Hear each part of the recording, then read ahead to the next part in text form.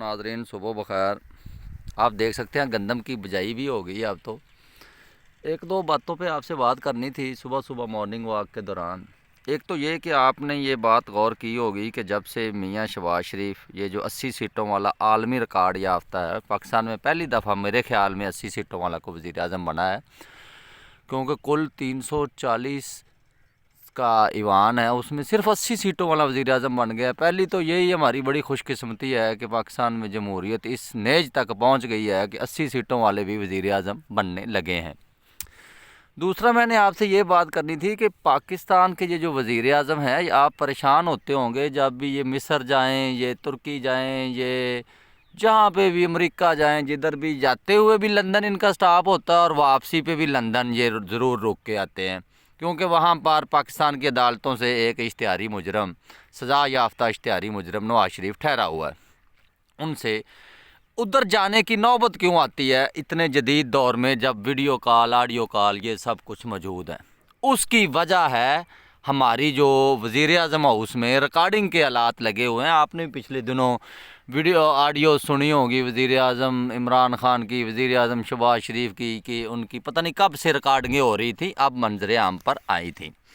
उसकी असल वजह एक ये भी है कि वज़ीर आज़म, जिस मुल्क के वज़ीर आज़म की जो टेलीफोन लाइन है वो सिक्योर नहीं है, तो उस मुल्क का आम आदमी कैसे सिक्योर हो सकता है, या मेरे पास ये जो फ़ोन है ये कैसे सिक्योर हो सकता है? ये सवाल पाकिस्तान की आवाम को सोचने चाहिए, जो कि बिल्कुल भी सोचती नहीं है, क्योंकि उनको सिर्फ इधर ही महंगाई, लोड शेडिंग, गैस नहीं आ रही, बिजली नहीं आ रही, इसके ऊपर लगाया हुआ है।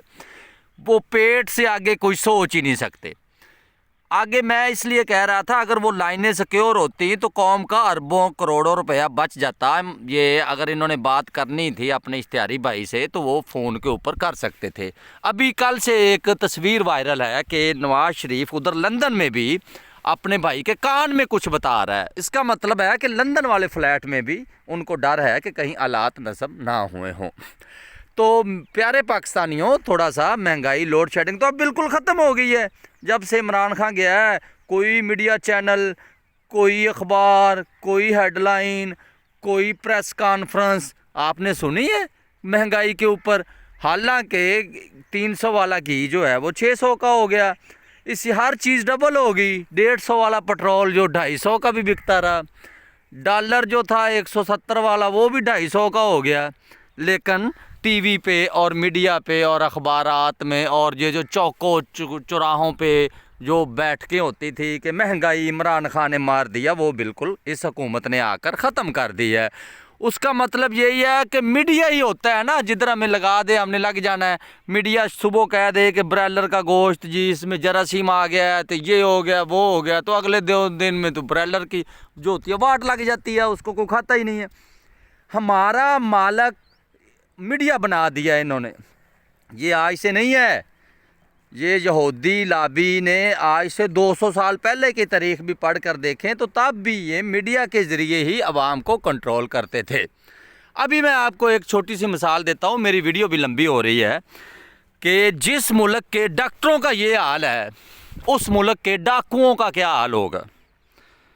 अरशद शरीफ की पोस्टमार्टम रिपोर्ट जो है वो पिम्स इस्लामाबाद, पाकिस्तान का बहुत बड़ा हॉस्पिटल है, वहाँ के डॉक्टर साहब छुपा के बैठे हुए हैं। उसकी वालदा अदालतों में धक्के खा रही है, उसकी बीवी अदालतों में धक्के खा रही है कि हमें पोस्टमार्टम रिपोर्ट दी जाए, लेकिन वो डॉक्टर साहब नहीं दे रहे। वो कल एक टीवी पर आकर बैठ के कह गए हैं कि मैं तो तफ्तीशी अफसर को दे चुका हूँ, इनको मैं नहीं दे सकता। जिस तफ्तीशी अफसर को दी, इसका मतलब है उधर से वो लीक हुई, कामरान शाहद ने अपने प्रोग्राम में चलाया, उसके ऊपर जो टार्चर हुआ, जिस हाथ से अरशद शरीफ लिखता था वही उंगलियां तोड़ी गईं, उन्हीं उंगलियों के नाखून उतारे गए।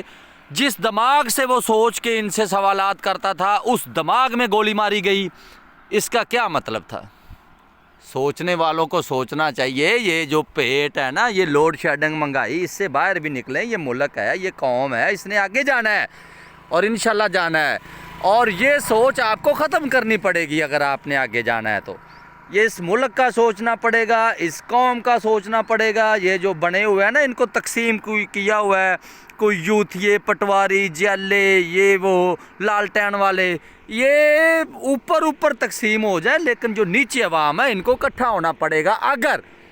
اگر پاکستان نے آگے لے کر جانا ہے، ہم نے اگر پہلے 75 سال کی طرح ہی چلنا ہے تو پھر آپ 175 سال بھی اور چلتے رہیں گے تو قرضوں کا بوجھ آپ کے اوپر بڑھتا جائے گا، کم کبھی نہیں ہو سکتا۔ آپ خود یہ کیوں نہیں سوچتے کہ آپ سے بعد میں انڈیا ایک دن بعد آپ سے آزاد ہوا ہے، اس کی معیشت خربوں ڈالر میں چلی گئی ہے، اربوں نہیں خربوں ڈالر میں۔ بنگلہ دیش 71 میں آزاد ہوا ہے، اس کی معیشت کی طرح چین آپ سے بعد میں آزاد ہوا ہے۔ یہ آپ کے خطے کے میں جو ملک ہے نا وہ گنا رہا ہوں، وہ دوسرے نہیں دور کے، یہ بالکل آپ کے جن کے ساتھ بارڈر ملتے ہیں وہ، اور سب کو چھوڑ دیں۔ یہ افغانستان جو تھوڑے دن پہلے یہ اسرائیلیوں اور ہندوستانیوں سے آزاد ہوا ہے، یہ طالبان نے آزاد کرایا، ادھر ڈالر کی حالت دیکھ لے کے ہے، انہوں نے روس سے معاہدہ کر کے تیل وغیرہ لیا، ان کے ملک میں یہ حالت نہیں ہے، وہ IMF کے پاس نہیں گئے۔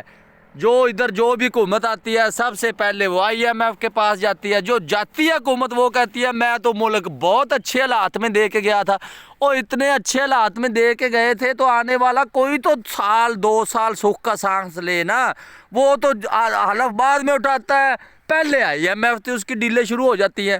پیارے پاکستانیوں، یہ آپ کر سکتے ہو، یہ جو حکمران ہیں یہ نہیں کر سکتے، یہ آپ نے سوچنا ہے کہ ہم نے اگلے 75 سال بھی ایسے ہی گزارنے ہیں یا اس کو تھوڑا سا تبدیل کرنا ہے۔ تھوڑی تھوڑی ہمت کریں، تھوڑا تھوڑا اپنا حصہ ڈالیں گے تو انشاءاللہ یہ واضح ہو جائے گا۔ صرف ایک ماٹو رکھ لیں، اس کی کبھی بھی حمایت نہ کریں جس کی پاکستان سے باہر جائیدادیں ہیں، فیکٹریاں ہیں، کاروبار باہر ہیں، کیونکہ وہ پاکستان میں آ کے کیوں نہیں اپنا کاروبار سرمایہ کاری کر سکتا۔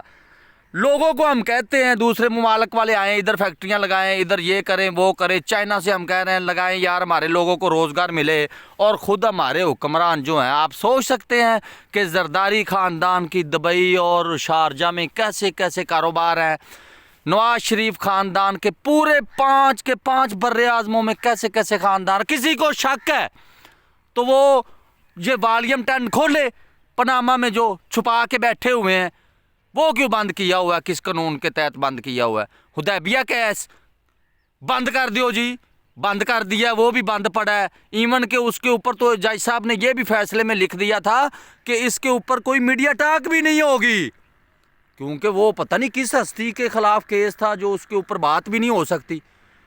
اور ان کو کھولو دوبارہ، یہ پاکستان کا پیسہ ہے، یہ میرا پیسہ نہیں ہے، یہ جج صاحبان کا پیسہ نہیں ہے، یہ پاکستان کا پیسہ ہے۔